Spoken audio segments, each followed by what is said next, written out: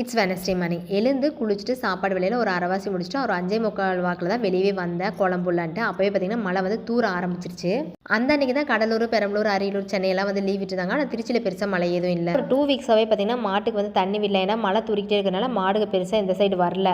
அப்புறம் நைட்டு மட்டும் தான் மாடுக்கு வருது, அப்புறம் காலைல போயிடுது. அதனால மாடுலேயே வரது தண்ணி அப்படியே இருந்து பாசம் பிடிக்கிற மாதிரி ஏறுது. அதனால தான் பாதி எல்லாத்தையும் எடுத்து கீழே ஊற்றிட்டு அப்படியே வச்சுருந்தோம். ஆனால் அந்த பாசம் வந்து போவே இல்லை. அதனால வெயில் நல்லா காஞ்சிருச்சுன்னா ஈஸியாக வந்து சுரண்டி எடுத்துடலாம் அப்படிங்கிறனால தான் இப்போ நல்லா சுரண்டி எடுத்தாச்சு. மறுபடியும் நிமித்தி வச்சோம்னா தண்ணி மழை தண்ணியெல்லாம் பட்டுச்சுன்னா மறுபடியும் பாசம் பிடிச்சி கொசு வந்துடும் அப்படிங்கிறனால அப்படியே வந்து சைடாகவே இருக்குது. சரி காக்கா வராது அப்படின்னு சொல்லிட்டு இன்னைக்கு பிரசாதமே வைக்கல. ஆனால் மழையிலையும் காக்கா வந்து கத்துச்சு அப்படிங்கிறனால பிரசாதத்தை வச்சுட்டு தான் அடுத்த வேலையை ஸ்டார்ட் பண்ணேன். மழை கொஞ்சம் நல்லாவே தூரிட்டே இருந்தது அப்படிங்கிறனால நிலவாசப்படிக்கு விளக்கேற்றி வச்சு சாமியை கும்பிட்டு அதே மாதிரி உள்ளே விளக்கேற்றி வச்சு சாமியை கும்பிட்டு தம்பிங்களை ஸ்கூல் ட்ராப் பண்ணிட்டு வந்துட்டு எங்களுக்கு வந்து இன்னைக்கு பிரேக்ஃபாஸ்ட் பார்த்துட்டிங்கன்னா கவுனி அரிசி கஞ்சி தான் வந்து வச்சுருந்தேன். அதை சாப்பிட்டு ஒரு 11 மணிக்கு மேலே என்னோட கொலுசு வேறு அந்துருச்சு அப்படிங்கிறனால கொலுசு எடுக்கலாம்னு சொல்லிட்டு வெளியே கிளம்பியிருந்தோம்.